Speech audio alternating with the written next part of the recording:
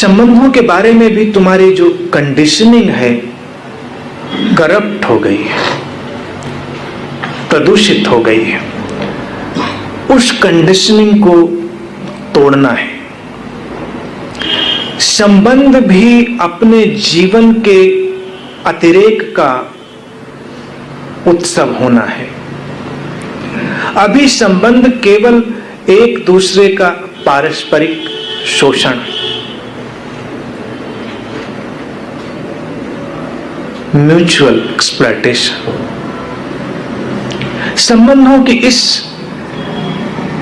दिशा को, संबंधों की इस दशा को तुम्हें आमूल चूल ढंग से बदलना है।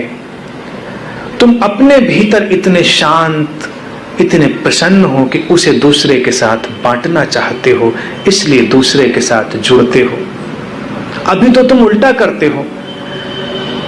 जब शांत और प्रसन्न होते हो तब कहीं तुम सिनेमा निकल जाते हो, सर्कस निकल जाते हो, कहीं मॉल चले जाते हो, कुछ न कुछ ऐसा वैसा जरूर करते हो।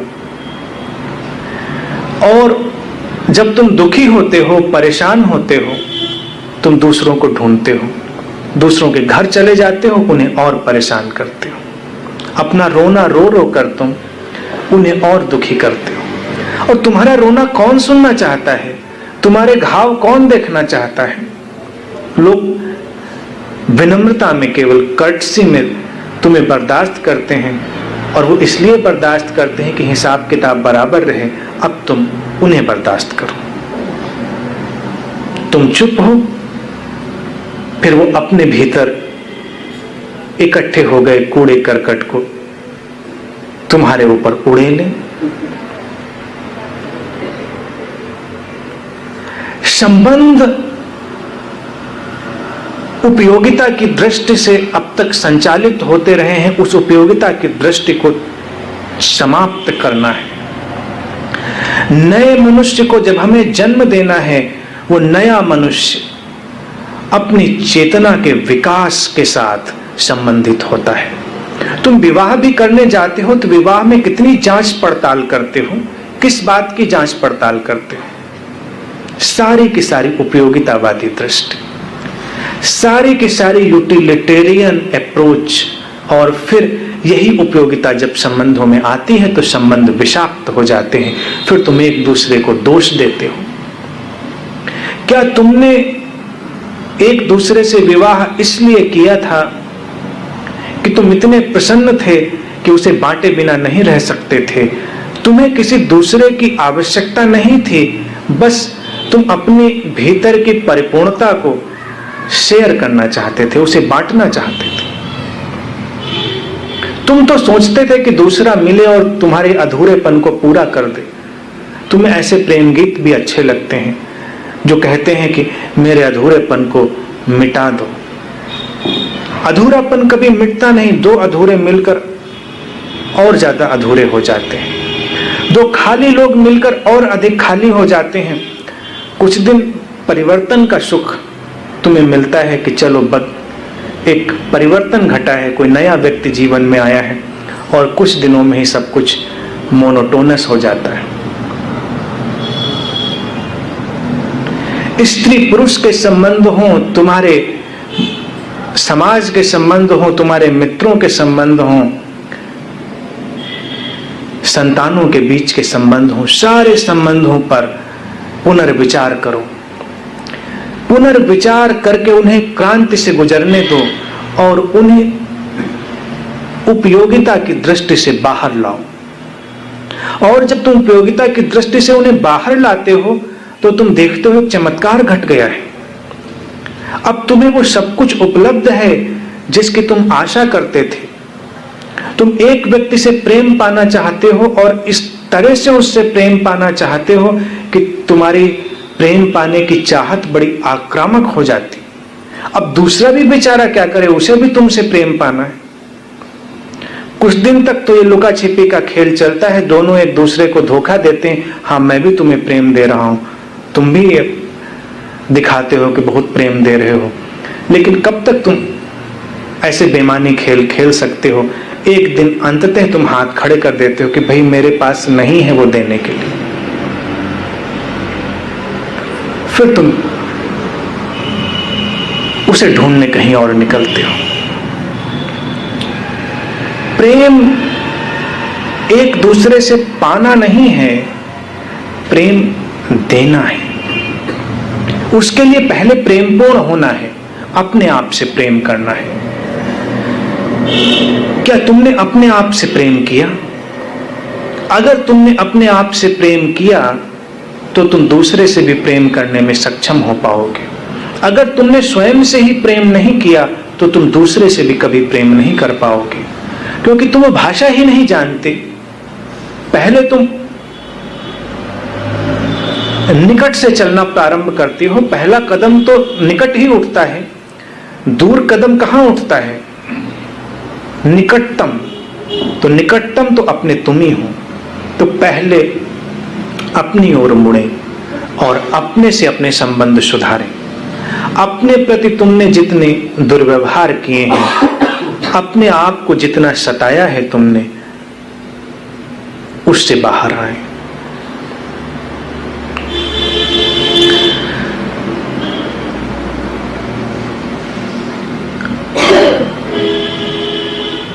अपने जीवन के प्रति एक सजगता भरी दृष्टि, होश से भरी हुई दृष्टि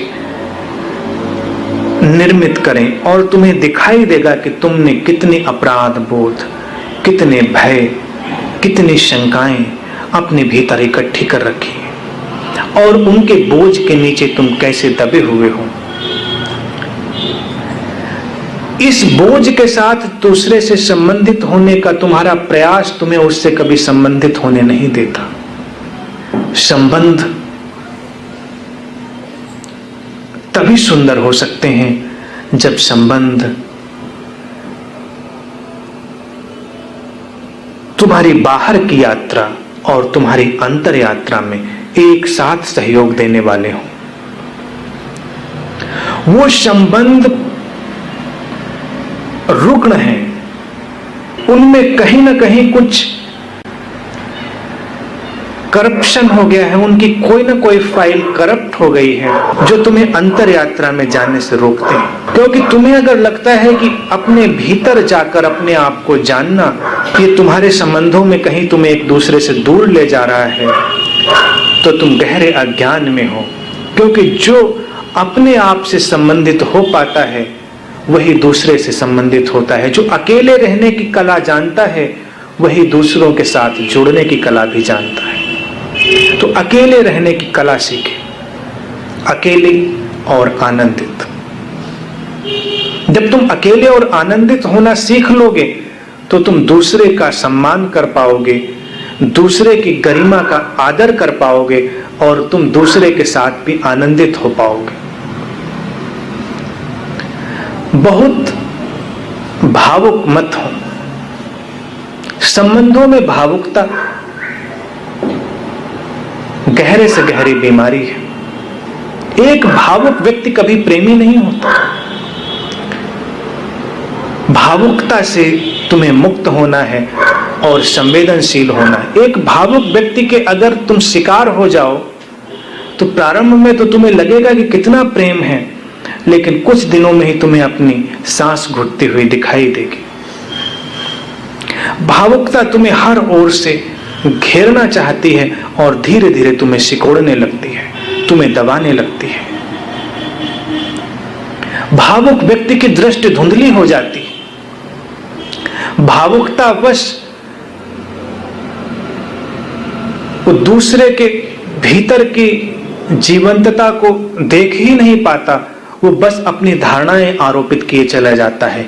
ऐसा होना चाहिए, ऐसा होना चाहिए। संबंधों के लिए ये विचार विष है कि ऐसा होना चाहिए। क्या होना चाहिए तुम इस बात को बिल्कुल गिराओ और जो है उसे पूरा का पूरा स्वीकार करो। दूसरा जैसा है उसे पूरा का पूरा स्वीकार कर लो।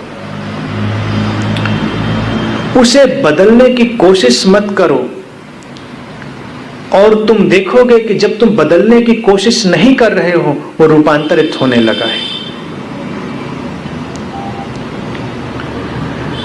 संबंध स्वस्थ हों, संबंध सुंदर हों, इसलिए अपने भीतर के इस विचारों के प्रवाह के प्रति एक बदलाव लाएं, अपना सम्मान करें, अपने से प्रेम करें और वहीं से उठकर ये सुगंध दूसरे तक पहुंचेगी। संबंध साथ साथ विकसित होने की कला है। ऐसा न हो कि संबंध कहीं तुम्हारी जीवन यात्रा को अवरुद्ध करने वाली घटना बन जाए। साथ साथ चलो, साथ साथ विकसित हो। संबंध अगर तुम्हें स्वतंत्रता नहीं देते तो वो संबंध धीरे धीरे दुख का कारण बन जाते हैं। संबंधों में परम स्वतंत्रता की आवश्यकता है। तुम दूसरे की स्वतंत्रता का सम्मान करो, दूसरा तुम्हारी स्वतंत्रता का सम्मान करे, ये पारस्परिक चले। संबंध शर्तों के साथ ना हो, संबंध बेशर्त हो। शर्तें काम चलाऊं, खेल के नियम की तरह से, लेकिन शर्तें ऐसे आरोपित न करें कि उनके भीतर संबंधों का प्राण ही समाप्त हो जाए। बेशर्त हो। इन विचारों को अपने भीतर लाएं और फिर देखें संबंध कैसे रूपांतरित होते हैं।